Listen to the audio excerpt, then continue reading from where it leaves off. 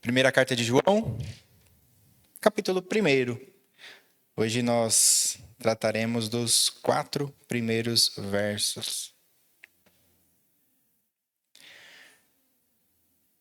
Primeira carta de João, ouça com temor e tremor a palavra de Deus, que nos diz assim: o que era desde o princípio, o que temos ouvido, o que temos visto com os nossos próprios olhos, o que contemplamos e as nossas mãos apalparam com respeito ao verbo da vida. E a vida se manifestou, e nós a temos visto, e dela damos testemunho, e vou-la anunciamos, a vida eterna, a qual estava com o Pai e nos foi manifestada. O que temos visto e ouvido anunciamos também a vós outros, para que vós, igualmente, mantenhais comunhão conosco. Ora, a nossa comunhão é com o Pai e com seu Filho, Jesus Cristo. Estas coisas, pois, vos escrevemos para que a nossa alegria seja completa. Oremos. Senhor Deus, Todo-Poderoso, nós estamos diante da Tua palavra, da Tua verdade, palavra de vida, vida eterna. Senhor Deus, fala ao nosso coração, que não seja só um acumulado de curiosidades da cultura hebraica, nem de estudos gramaticais, mas que nós consigamos, Pai, retirar proveito dos seus ensinamentos, Deus. A Tua palavra nunca volta vazia, ou ela nos aproxima do Senhor, ou ela nos afasta do Senhor. Senhor Deus, que hoje esteja dia de aproximação, de comunhão com o Pai, assim como o Filho tem e assim como os apóstolos tiveram. Senhor Deus, em cada lugar em que o Teu Evangelho ainda não é anunciado fielmente, que o Senhor levante as pessoas, a fim de que a Tua verdade, o Teu Evangelho, a salvação por meio de Cristo Jesus, chegue a toda criatura. Em nome de Cristo Jesus nós oramos. Amém. O tema do nosso sermão é a proclamação da vida eterna, o anúncio da vida eterna, a falação da vida eterna, se de repente ficou algo estranho para as crianças, a proclamação da vida eterna. Irmãos, a gente vive tempos em que a gente não sabe o que é verdade e o que é mentira. A gente não sabe o que é falso e o que é de fato real. Tudo hoje pode ser simulado. Você simula qualquer coisa hoje na sua vida. Você pode ver como seria a sua vida quando você já for velhinho. Você consegue até dar um jeito de voltar no passado e ver como você era pequeno. Como se você não soubesse como você era pequeno. Hoje qualquer coisa pode ser criada. E fica a dúvida. Será que é? Será que não é? Antes de tempos como os de hoje, nas últimas eleições a gente já sofreu. Chegava às vezes vídeos que a gente não sabia se aquela pessoa que estava dizendo, ela disse mesmo, se aquilo era verdade. A gente não tinha ideia se aquilo era real ou se era apenas uma construção a fim de nos enganarmos. Mas sabe o que é mais curioso? É que isso não se apega, não se detém apenas na área da tecnologia, da comunicação. Isso entra na nossa religião também. Pasmem, Cristo Jesus pode ser uma simulação para muitas pessoas. Muitas pessoas podem estar diante de um Cristo que não é o Cristo da Escritura. Podem estar diante de um Cristo bonzinho que de fato, não vai importar se você vez ou outra der uma escorregadinha e vai dizer assim, olha, o importante é ser feliz. Siga a vida, seja feliz. Imagina, o seu coração se alegra com isso, então vai, se te faz bem, pode seguir. Há quem trate Jesus como uma força, como um homem muito sábio, simplesmente um conceito ou uma energia espiritual. Todos esses Cristos vão levar a um céu errado, a um paraíso errado. Todos estes Cristos não é o Cristo da Escritura. Na primeira carta de João, então, o apóstolo diz que a nossa fé, ela não é centrada, ela não é baseada, os alicerces, o que sustenta a nossa fé, não é um conceito, não é um homem simplesmente erudito que conhecia todas as inscrições, toda a Torá, toda a Escritura e falava de cor e salteado qualquer lei de Levítico, Deuteronômio, número, e sabia de todas as armações para confrontar coisas que ele achava que era errado. Não, a nossa fé não está em cima de uma força. A nossa fé não está em cima de um guru que vai dizer: faça isso e faça isso. O apóstolo João diz que a nossa fé está alicerçada, está alimentada, ela está segura em cima daquele que foi ouvido, visto e tocado. O apóstolo João nos apresenta a vida eterna. O apóstolo João nos apresenta a vida eterna. Como é que a gente chega nos inícios aqui da primeira carta de João? A carta de João, obviamente, ela foi escrita por... Não sabemos. É difícil isso, né? A carta de João foi escrita por um anônimo. Nós não sabemos quem escreveu as cartas de João. No entanto, entretanto, porém, quando a gente lê a primeira carta de João, o que era desde o princípio, o que temos ouvido, a gente começou o nosso culto de hoje lendo o Evangelho de João. Então, quando nós pegamos o jeito de escrever, como João descreve o amor, quando a gente pega a gramática e começa a estudar as palavras que foram usadas, a própria tradição, aí então não resta dúvidas. A primeira, a segunda e a terceira são cartas do apóstolo João. Isso é consenso. Hoje todo mundo aceita isso. João, filho de Zebedeu, irmão de Tiago, aquele do Evangelho de João, aquele que fala do princípio era o verbo e que todo mundo lembra de João 3,16. João, ele não escreveu para uma igreja específica. É diferente quando a gente lê as cartas de João de quando a gente lê as cartas de Paulo. Paulo se apresenta logo imediatamente, o apóstolo Paulo, separado por Cristo Jesus, para os irmãos de Éfeso, de Colossenses e Romanos, e segue. Paulo diretamente já diz: olha, eu estou escrevendo esta carta, eu estou escrevendo para vocês. João não diz nem que é ele que está escrevendo, muito menos para quem. Muito provavelmente a carta de João é uma carta circular. Muito provavelmente essa carta circulava nas pequenas igrejas ali da Ásia Menor. João, então, escreve para um grupo de igrejas, justamente uma região que estava sendo atacada. Muito provavelmente, as igrejas para as quais João escreve são aquelas que são citadas em Apocalipse. Éfeso, Esmirna, Pérgamo, Tiatira, Sardes, Filadélfia e Laodiceia. Muito provavelmente, estas foram os destinatários da carta de João.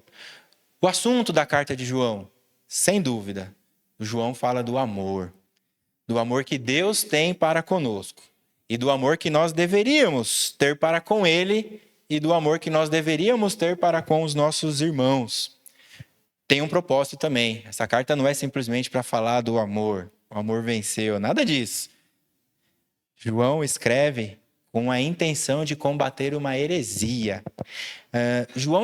A gente percebe uma inquietude. Quando você começa a ler a carta de João, João hoje provavelmente teria algum diagnóstico do tipo TDAH, hiper, qualquer coisa. Porque João começa a explicar, ele toca um assunto, aí ele muda de assunto, depois ele volta, depois ele vai lá para o fim, depois ele volta. Então ele fica o tempo todo meio que rodeando. Mas no geral, ele fala do amor e combate uma heresia. Aqui ela ainda está muito nascente, a gente ainda não pode dizer mas hoje a gente já conhece, é o que hoje nós conhecemos como gnosticismo. Entre muitas coisas erradas sobre o cristianismo, o gnosticismo vai dizer que Cristo Jesus era um fantasma. Era um fantasma. A carta pode ser dividida então em 5 grandes blocos. Hoje a gente vai pegar o comecinho, o prólogo, a introdução, são os 4 primeiros versos. E é bem definido o que esses 4 primeiros versos nos diz. Bem claro, eles vão dizer algo que foi revelado, algo que é proclamado, algo que é falado, e para que esse algo foi proclamado. Nós começamos então a série de exposição para falar do culto, como nós estamos adorando a Deus. Então, um domingo a gente vai pensar em Malaquias. E no domingo passado a gente viu que o povo começa duvidando do amor de Deus.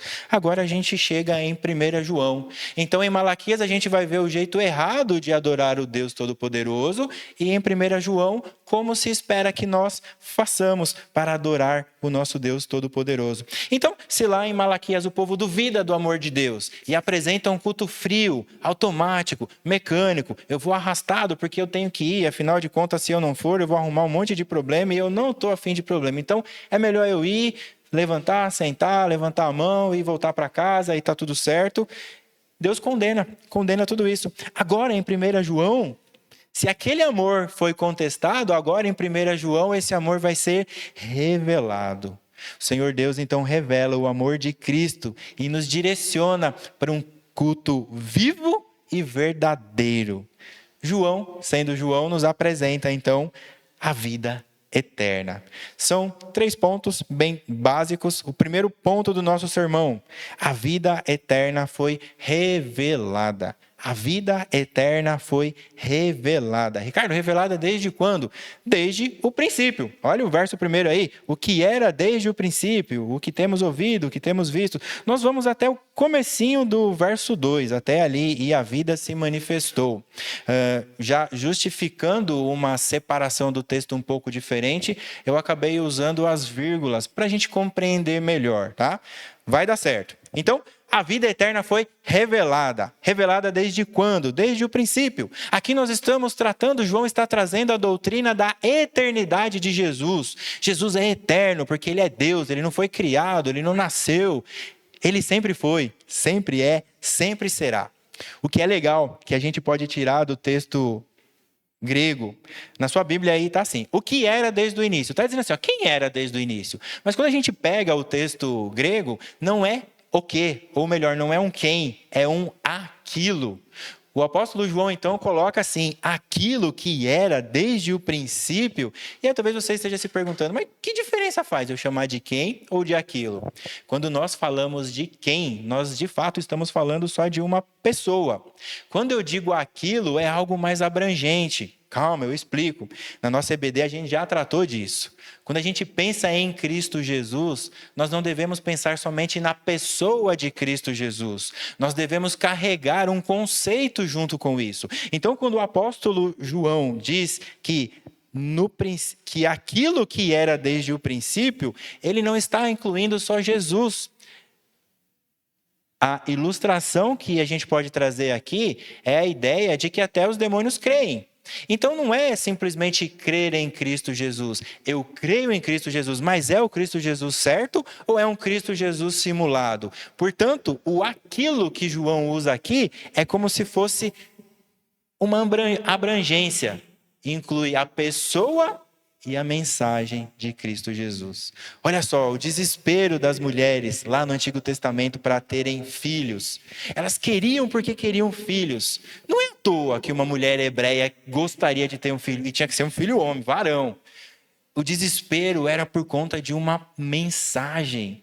Qual é essa mensagem? Da descendência da mulher virá o Salvador que esmagará a cabeça da serpente. Então toda mulher hebreia, quando nascia, sabia e carregava não só a pessoa de Cristo, não só o Salvador que viria, mas aquilo que ele faria, a ideia de esmagar a cabeça da serpente, vencer a morte. É necessário então que quando nós olhemos princípio da primeira carta de João, nós tenhamos então não só a pessoa de Jesus, mas a pessoa de Jesus e tudo que envolve a pessoa de Jesus, ou seja, a nossa salvação. Pensa comigo, de que adiantaria Jesus ter subido à cruz, recebido o seu e o meu pecado, ter sido chicoteado, ter sido cuspido, humilhado, tudo que você já sabe que aconteceu com Jesus. Imagina que tudo isso aconteceu, mas você nunca ficou sabendo disso. Que vantagem você tiraria disso? Não estou falando ainda de salvação. Eu estou dizendo de viver. Se eu não sei o que Cristo fez por mim, eu vou acabar vivendo de qualquer jeito. Então a ideia de aquilo é você carregar não só Cristo com você, mas Cristo e a mensagem daquele que disse que ia vir e veio. Disse que ia esmagar a cabeça da serpente, esmagou. Aquele que a morte não segurou. Isso é o aquilo. Aquilo parece um negócio meio que é aquilo. Não, é cheio de emoção. Aquilo é Jesus e a mensagem da salvação. Você precisa conhecer Jesus. Mas isso é só uma parte da história. Para que você seja salvo verdadeiramente, você precisa conhecer o Evangelho. Conhecer Jesus, como a gente falou na introdução, muita gente conhece. A gente pode simplesmente ser apresentado a Jesus. Ricardo, esse aqui é Jesus. Bom, Jesus? Bom. Bom mesmo? Bom mesmo. Tá tudo bem? Tá tudo bem. Então falou? Falou. E cada um ir para o seu lado, Jesus para um lado, eu para o meu. É esse o Jesus que salva? Esse Jesus não serve para nada. A gente não pode falar assim, você precisa de Jesus e acabou por aí. Quando a gente evangeliza, né, Jesus te ama. Isso não serve de nada. O que tem? Minha mãe me ama também, qual é o problema? Não, quando a gente vai falar daquilo que o apóstolo João está dizendo aqui, a ideia é apresentar Cristo Jesus como um todo. Olha, meu filho, esse daqui é Cristo Jesus e você precisa dele. E aí vai despertar a curiosidade. Como assim? Eu preciso de Cristo Jesus para quê?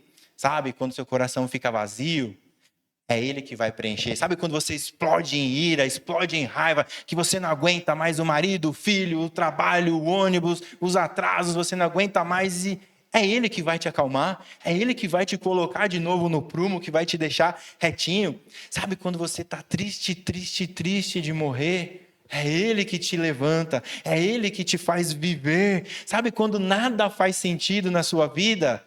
É aquilo.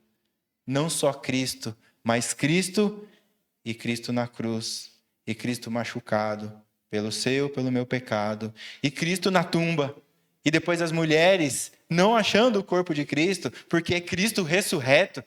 É isto que nós devemos apresentar. Desde quando, então, João? Desde o princípio, aquilo foi revelado, aquilo que Cristo Jesus e a sua obra, é disso que a gente precisa. Como assim? Como assim eu preciso? Do que eu preciso exatamente? Você precisa daquele que foi ouvido, visto e tocado. Se João gastou um tempinho aqui dizendo da eternidade de Jesus, ou seja, Jesus é Deus, agora ele vai falar de uma outra doutrina. Ele vai falar da encarnação.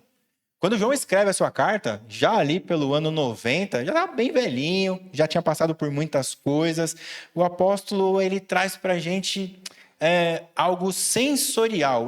O jeito que João escreve é um jeito de você sentir o que ele está querendo falar para você. E aí ele começa a crescer, ele começa a trazer sentimentos a fim de que cada vez mais você vai ficando mais convencido de que o que ele está dizendo é a pura e única verdade. Então ele vai mostrando aos crentes da Ásia Jesus, vai apresentando Jesus de uma maneira especial. Ele vai dizendo assim, olha, Jesus não é um fantasma. Esquece, o que vocês estão ouvindo aí é mentira.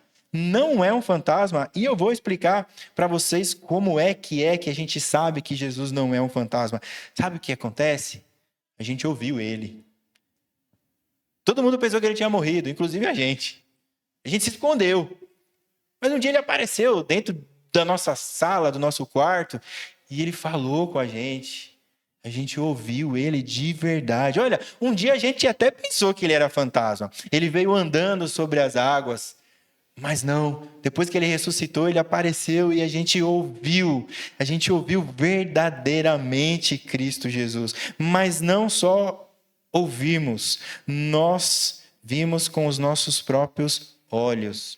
Lembra a aplicação do sermão passado de Malaquias? Uma das aplicações era: vocês vão ver, vocês não vão ouvir falar, os seus próprios olhos verão. E é isso que João está dizendo. Ninguém me disse que Jesus ressuscitou.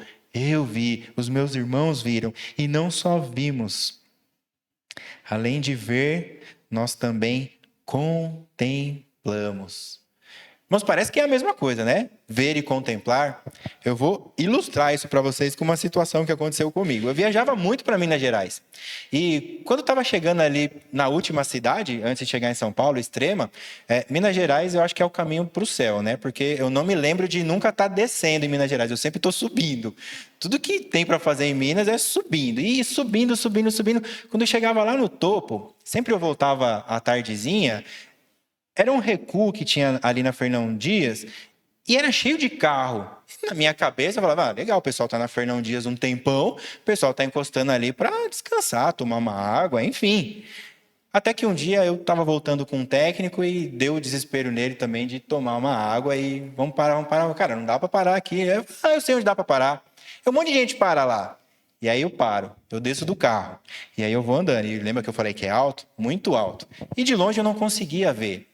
Quando eu chego um pouquinho mais perto da beirinha, quem já foi para Minas vai entender. Um precipício enorme. Se eu não vi a descida, aquele dia eu vi. Só que aí começa uma cadeia de montanhas.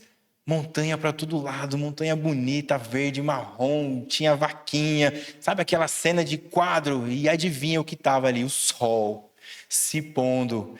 Aí eu olhei para um lado, olhei para o outro, falei, agora eu sei o que o povo vem fazer aqui todo final de tarde. Não era só olhar o sol, era contemplar, ficar olhando, porque o pessoal ficava lá, esqueci, eu quase esqueci da vida, eu gosto das coisas do universo, estrela. É isso que João está dizendo aqui, eu só não ouvi, eu contemplei. Eu fiquei maravilhado. Quando Jesus entra naquela sala, fico imaginando os apóstolos olhando, e Tomé com medo, obviamente, né? Sobrou para ele nesse dia. Mas é a ideia de contemplar. Uai, tinha morrido? Ele está vivo. Está aqui, aliás, falando. Não só ouvir, não só ver, não só contemplar. João vai melhorando essa sensação. João vai dizer que ele apalpou. De novo, é diferente de só ver. Apalpar é a ideia de pegar, não é só, deixa eu ver. Não, pegaram em Cristo Jesus, tocaram nele. Tomé foi privilegiado aqui. Toca, Tomé. É isso que você quer? É isso que vai aumentar a tua fé? Vai, toca aqui as minhas chagas, a minha ferida. Sou eu. Cristo Jesus, o Salvador. João então traz essa escala de sensações. Jesus não é um fantasma. Eu ouvi, eu vi, eu contemplei, eu me maravilhei diante dele e eu apalpei. Eu não só toquei, eu apalpei. João vai trazendo até que chega esse clímax. Percebe como João traz essa sensação? Mas João, você sentiu isso de quem? Olha o que o texto diz ali no finalzinho do verso 1. Com respeito ao verbo da vida. João não está falando de qualquer pessoa. João está falando que viu, ouviu, contemplou, apalpou nosso Senhor, Cristo Jesus, nosso Salvador. Cristo é a ação de vida. Eu demorei um pouco para entender essa ideia de verbo. Eu lembro quando eu lia o Evangelho de João, e o verbo se fez carne, e o verbo era Deus, e o verbo estava com Deus. Eu falei, que diacho de verbo é isso? Verbo? Verbo não é lá do português? Verbo. Eu tinha que descobrir quais eram as personagens de um texto quando tinha verbo.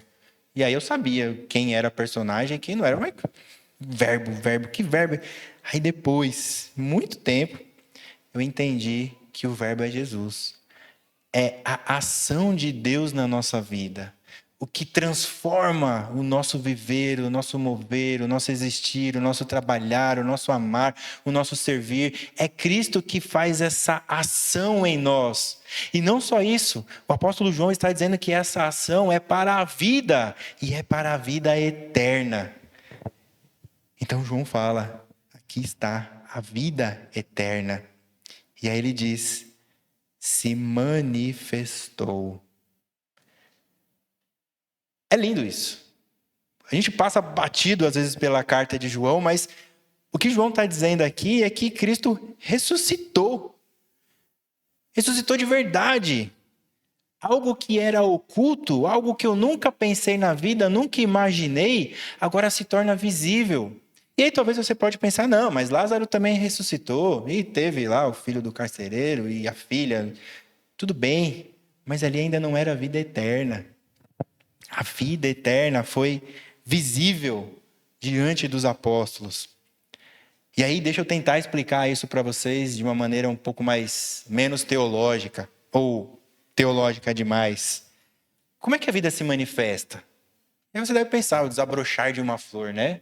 Lá uma flor, né? Quando eu era pequeno eu assistia na TV Cultura lá, o Mundo Animal, e de vez em quando tinha lá a flor abrindo, assim, nossa, é lindo isso é a vida, né? E às vezes era aquele campo, aquele monte de flor abrindo junto, eu falava, meu Deus, olha, as borboletas saíam voando, eu falei, isso é vida, isso só pode ser vida.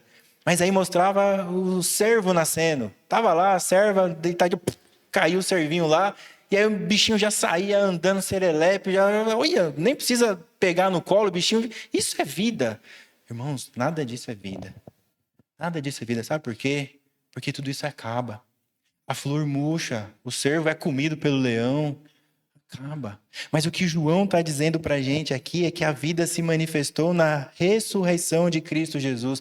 Ali foi o golpe que acabou com a morte.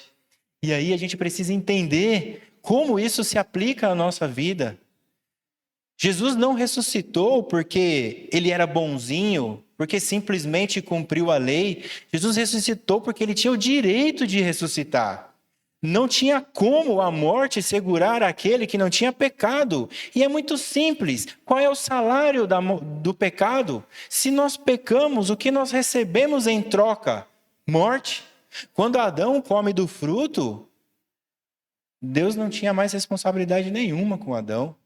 Essa é a grande verdade. A responsabilidade de Deus é para com Ele mesmo.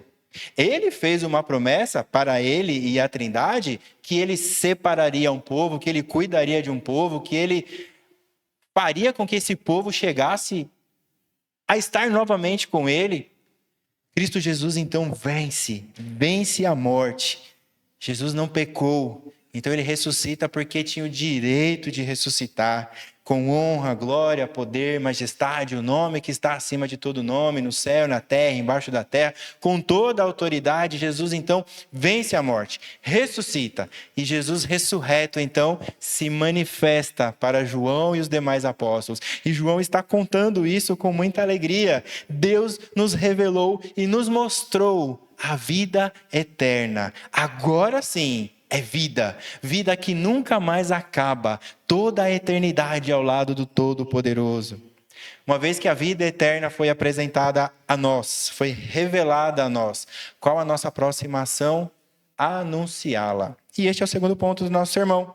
Então, se num primeiro momento a vida eterna foi revelada, agora a vida eterna é proclamada.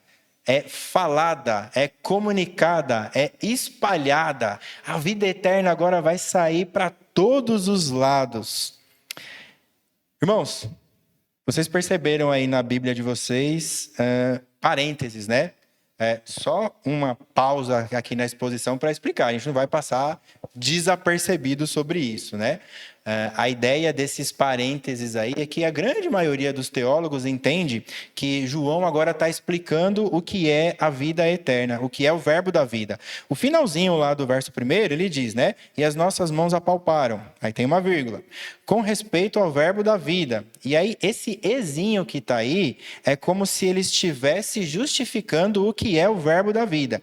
Então, do parênteses até o final do parênteses é uma ideia de explicação do que seria, então, o verbo da vida. É isso que a grande maioria dos teólogos dizem e certamente estão cobertos de razão. É exatamente o que João faz, porque ele começa a repetir tudo o que ele disse. Ouvi, vi, contemplei, toquei. É uma explicação. Mas tem algo curioso aqui. Percebe que tem um artigo, quando começa o verso 2 diz assim, ó, e a vida se manifestou.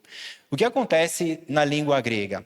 Quando nós não temos um artigo, pode ser qualquer coisa. São os artigos indefinidos. Uns, uma. Então, assim, é uma vida, se não tivesse. Mas João faz questão de colocar o artigo. E aí, quando a gente um dia for expor aqui o Evangelho de João, a gente vai ver aí o que derruba os testemunhas de Jeová, né? A ideia do artigo dizendo que Jesus é Deus. Mas voltemos para cá. Então temos a vida. O que João está dizendo aqui é que não é uma vida qualquer. É a vida. É uma vida especial. A vida eterna. Como é que a gente proclama a vida eterna, então? Lembre-se, a ideia de proclamar a vida eterna é a ideia de falar de Jesus junto com a mensagem da salvação. Então, esse negócio de Jesus te ama não serve. Jesus te ama e você precisa dele. Por conta disso, disse disso. Como é que a gente faz isso na nossa vida? Como é que eu proclamo a mensagem de salvação, o verbo da vida? Como é que isso funciona? João explica para a gente. O que João está fazendo aqui já vai ser a nossa aplicação do sermão. Primeiro, Você acredita que a vida eterna se manifestou? Você crê na ressurreição de Cristo Jesus? Isso é uma verdade para você? Primeiro ponto. Segundo ponto, você já viu essa verdade transformando alguma coisa? Uma vida transformada, um casamento restaurado, qualquer coisa que você olhava e dizia assim, olha, aqui sem chance. E aí a pessoa encontra Cristo Jesus e aí muda alguma coisa. Você já viu isso acontecendo? Se você crê que Jesus ressuscitou,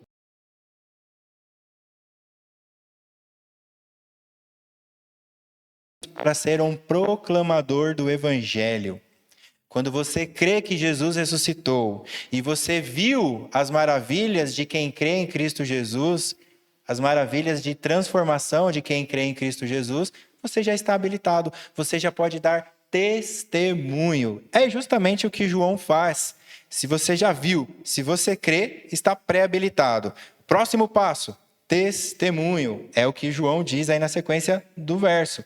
E nós a temos visto e a dela damos testemunho. O que a gente precisa fazer? A gente precisa dizer o que Cristo Jesus fez na nossa vida, o que Cristo Jesus fez na vida das pessoas que nos cercam. A gente precisa agora testemunhar do amor de Cristo. Conta o que Cristo fez por você. Pega um dia, o John tá, todas as vezes que a gente entra no carro, ele fala assim, ó, conta a história de como você conheceu a tia Cíntia. Que a Andresa e o André ficam, vocês vão ouvir um dia, não sei o quê. E John, não dá para contar agora. É essa a ideia. A gente tinha que estar fervendo para contar. Tudo que acontece, quando Cristo muda a vida de alguém, a gente tem que sair falando, cara, você não vai acreditar. Sabe aquele Cristo que eu te falei? Aquele Cristo que ia preencher o coração do seu vazio, que ia tirar a sua tristeza, que ia fazer você se levantar, que ia tirar de você toda a ansiedade. Aquele Cristo que eu te falei, cara, ele fez isso. Ele fez isso, eu vou te mostrar quem é. Vamos conhecer tal pessoa e leva junto e mostra. E fala, gente, esse aqui é homem de Deus, esse aqui é mulher de Deus, família de Deus. Cristo trouxe eles aqui, estava tudo largado. Mas Cristo mudou eles de um jeito e olha agora como é que eles vivem. E traz essa realidade, seja testemunha e saia pelo mundo testemunhando tudo o que Cristo fez por você e por aqueles que você ama. João então diz, olha, tudo isso que eu senti, tudo isso que eu vi, eu anuncio a vocês. O que mesmo, João, está anunciando? Vida eterna. João, de onde veio essa vida eterna? Finalzinho aí do verso 2. A vida eterna estava com o Pai. De onde veio essa vida eterna, então? Só podia vir do eterno. Deus, o Todo-Poderoso. A eternidade se fez vida e foi apresentada a nós. O eterno caminhando junto conosco. E foi manifestada como na ressurreição. Tudo isso a gente entrega a vocês. E João escreve a estas igrejas, irmãos, tudo isso que eu vi, senti, apalpei, o que eu estou testemunhando, o que eu estou sofrendo, eu estou apresentando para vocês. Atos 2, 42. Ele diz como é que os nossos irmãos perseveravam na doutrina dos apóstolos. Atos 2, 42 diz que os convertidos perseveravam na doutrina dos apóstolos. O que João está ensinando aqui ele já ensinou da eternidade de Jesus, ele já ensinou da ressurreição de Jesus, agora ele está ensinando o testemunho apostólico. Uma escadinha para a gente compreender o que João está fazendo aqui. Jesus disse assim, a gente viu, ou seja, a minha experiência, a gente viu, a gente não só viu, a gente testemunhou, ou seja, nós estamos validando que o que eu vi não era coisa da minha cabeça. De verdade, então está validado. Depois eu anuncio, ou seja, eu estou transmitindo a vida eterna. É muito belo, porque Atos 2,42 diz que os crentes perseveravam nesta verdade. Eles viram, eles testemunharam e agora eles estavam comunicando. Ontem, lá na igreja de Pinheiros, eu participei da palestra, de inclusão e um médico, Dr. Marconi, não tenho certeza se o nome é esse, mas acho que é, Dr. Marconi. Dr. Marconi trouxe ali coisas preciosas, mas o que mais me impactou Dr. Marconi disse que em todas as consultas, todas, sem exceção, ele não quer nem saber se a pessoa é budista, não interessa. Ele, em todas as sessões, ele usa uma pulseirinha da salvação. Aí só as professoras de EBD vão entender o que é pulseirinha da salvação, mas eu explico. As professoras acabam explicando para as crianças o plano de salvação de Deus por meio de cores. Então, tem lá o verde simbolizando a criação, aí vem o preto simbolizando o pecado, o vermelho simbolizando o sangue de Cristo que nos lavou, o branco simbolizando que Cristo resolveu o problema do pecado, né? E por último, quem lembra aí? Amarelo, aí, tá vendo? Amarelo, simbolizando o céu, o paraíso e tudo mais. Dr. Marconi, então, em todas as consultas, ele pega um tempinho e fala, olha, no começo, e aí veio o pecado, e aí veio o sangue, e aí... E ele fala. E aí talvez você esteja pensando, nossa, mas, né? Não tem problema nenhum, não estou vendo mudança nenhuma. O que vocês precisam saber? Dr. Marconi, ele cuida de crianças autistas. Então, quando o Dr. Marconi está explicando o plano de salvação para os pacientes dele, normalmente, e isso acontece com muita frequência, segundo o próprio Dr. Marconi, ele está falando de salvação. E as crianças estão longe. Estão olhando para outro lugar. Ele não sabe se aquelas crianças estão compreendendo, se elas estão intelectualmente entendendo que são pecadoras e que precisam da graça de Deus. Mas o Dr. Marconi vai lá e faz o que nós somos chamados a fazer, com uma pulseirinha, no dia a dia. E aí depois vocês assistem lá. O relato é impactante, coisa simples. E aí você deve estar pensando, Dr. Marconi é teólogo, né? Não. É presbítero, né? Não. Médico. Um médico cristão. E é assim que ele se apresenta, se não me engano. Pai, cristão e médico. É belo. Isso tudo é para aplicar isso à nossa vida. A gente está falando do plano da salvação para alguém. Depois que a gente descobriu que somos salvos, que Cristo Jesus é o nosso Senhor, a gente está vivendo como? João está dizendo que ele vivia desse jeito, está dizendo para a igreja, olha, a gente está fazendo isso. E aí a gente quer ser imitador de Cristo, e Paulo é imitador de Cristo, então a gente automaticamente precisa ser imitador de Paulo também. E se nós somos imitadores de Paulo, e agora eu aprendi também de João, a gente precisa fazer o que esses homens fizeram, nem que seja usando uma pulseirinha. E não importa se a pessoa está viajando na maionese, porque não é a gente que transforma a vida de ninguém, é o Espírito Santo que nos convence e é o sangue de Cristo que nos lava. Agora, anunciar a vida eterna para quê? Tudo isso para quê, Ricardo? Último ponto do nosso sermão. A vida eterna produz comunhão e alegria. A vida eterna produz comunhão e alegria. Comunhão como? Calma, ainda não é a comunhão entre os irmãos na igreja. Aqui nós estamos falando da comunhão com os apóstolos. João tem por propósito aleitar os leitores das suas cartas dos falsos ensinos. Lembra que eu falei do gnosticismo? Entre muitas mentiras, muitas heresias, dizendo que Deus é um fantasma, que Jesus é um fantasma. Jesus tem esse propósito de combater esse falso ensino. Então, o mais óbvio, o mais correto, o mais assertivo. Olha, tenham comunhão conosco. Tenham comunhão comigo, com Barnabé, com Tomé, com Paulo. Marcos entra para a gente, né? Os apóstolos e todos os discípulos tenham comunhão conosco. Quando a gente segue a Escritura, dificilmente a gente erra. Dificilmente a gente erra. E quando a gente erra é por um breve tempo, até a gente perceber que não errou.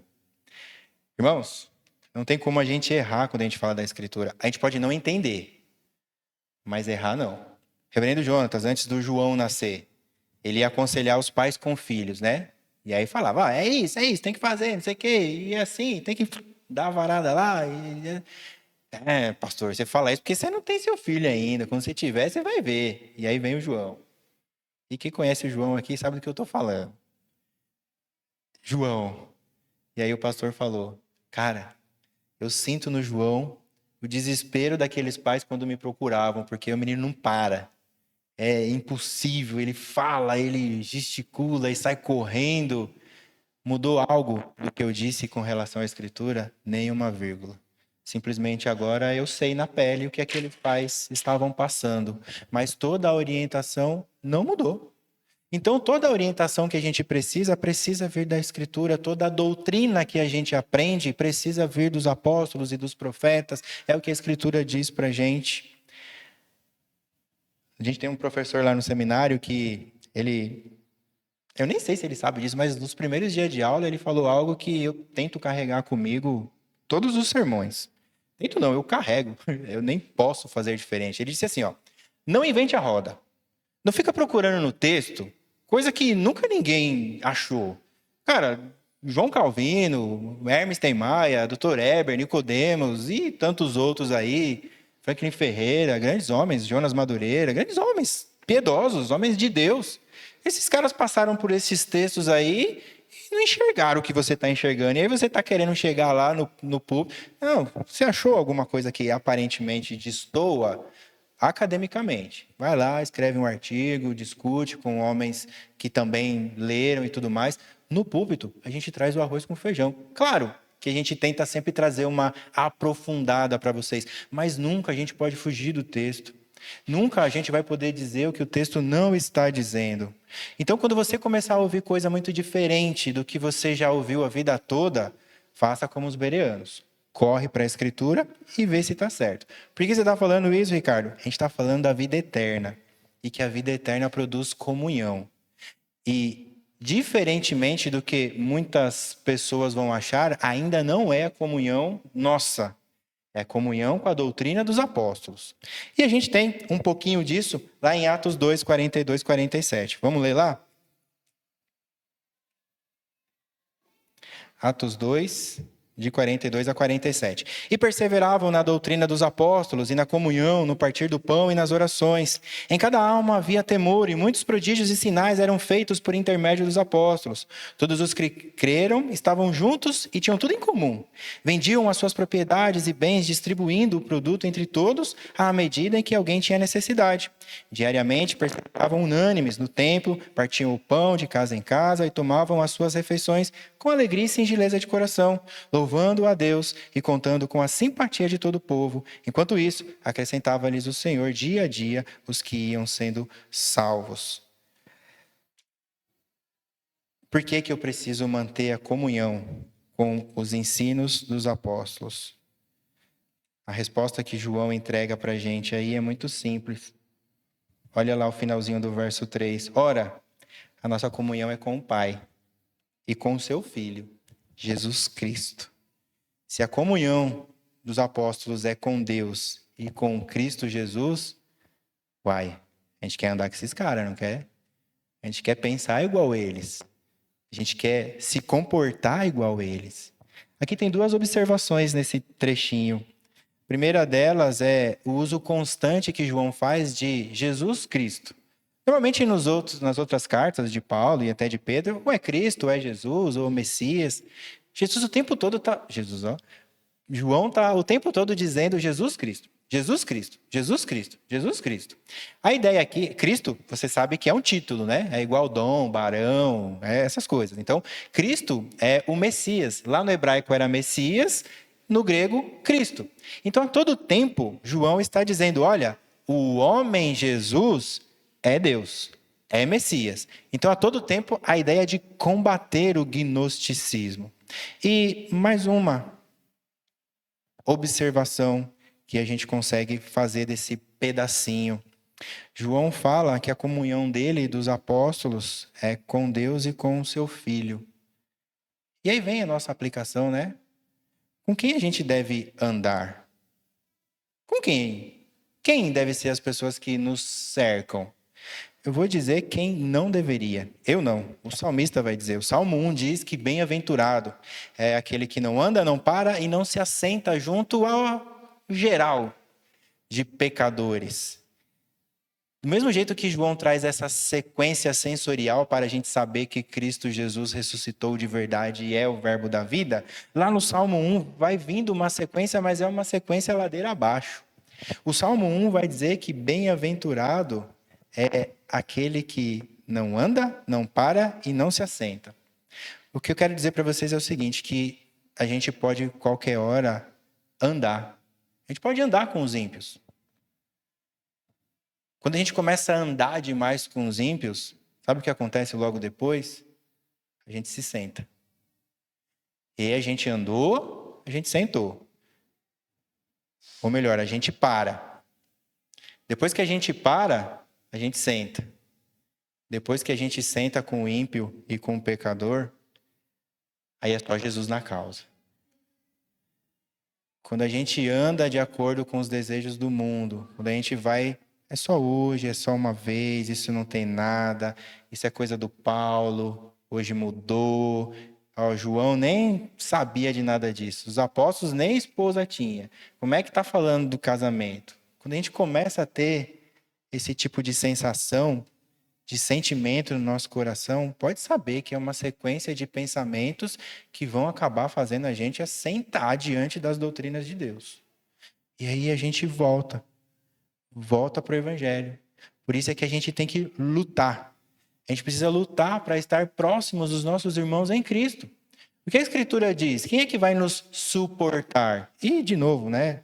Apesar de ser possível a ideia de aturar, eu penso como outros grandes homens que é a ideia de sustentar. Quem é que vai te sustentar? De repente, o ímpio até traz ali uma motivação, mas vai durar 2 dias, uma semana. É o seu irmão em Cristo que vai te ajudar. É o seu irmão em Cristo que vai compartilhar com você.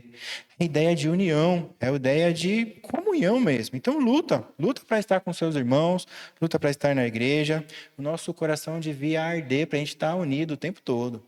Nós, Trindade, Igreja Presbiteriana, a gente tinha que estar marcando encontro aí durante a semana, vamos se ver e tal. Tinha que estar acontecendo isso no nosso coração. Afinal de contas, nós somos família. Mas não só isso, tudo isso para quê? Qual é a motivação? Para isso tudo, para que João está falando? É uma continha matemática.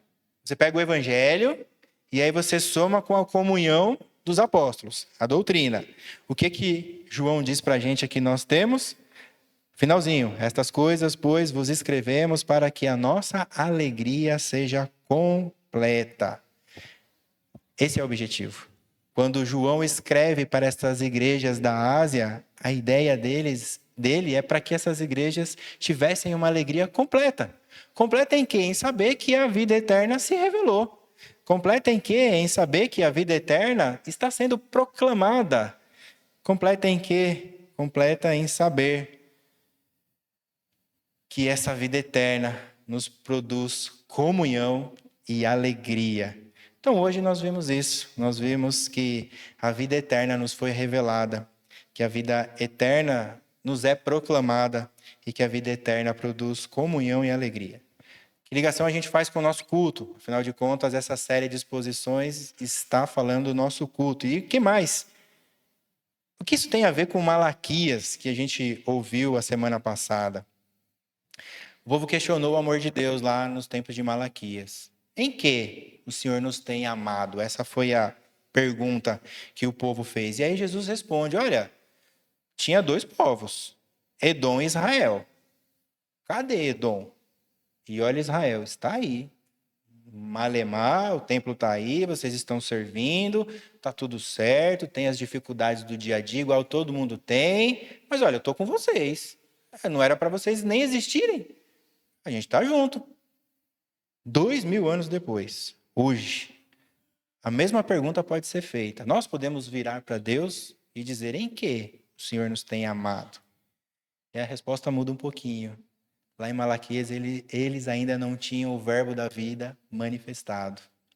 Então, a resposta que Deus daria para a gente hoje, eu te amo, por meio da minha misericórdia, que desceu no meio da sua miséria.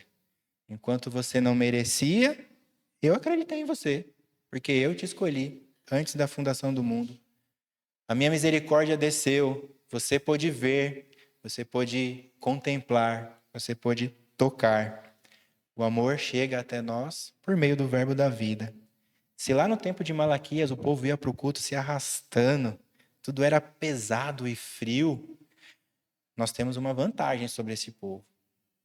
Duas vantagens. Primeiro, a gente não precisa matar bicho nenhum. E acho que aqui já deixaria um baita de um alívio para os pastores, presbíteros, diáconos. Já pensou todo mundo chegando? Essa semana, o pequei está aqui, ó, 19 rolinha, 12 boi. Não dá, né? Segunda coisa, nós temos a vida eterna. Cristo Jesus já veio, já cumpriu o que tinha que cumprir. A gente tem o Espírito Santo habitando no nosso coração. Nós temos Jesus como verdade na nossa vida. E não só para preencher o intelecto. Quando nós temos Cristo Jesus no nosso coração, não é só para dizer que eu entendi. É para produzir comunhão e alegria. É isso que a vida eterna deve fazer na nossa vida. Qual é o desejo, então, para esta semana na nossa vida e para o nosso culto? Que o Senhor Deus transforme o nosso coração, a fim de que nós entreguemos uma adoração completa e uma adoração alegre. Afinal, domingo após domingo, nós anunciamos o verbo da vida, a salvação eterna, que é Cristo Jesus, nosso Senhor. Vamos ficar de pé, vamos orar?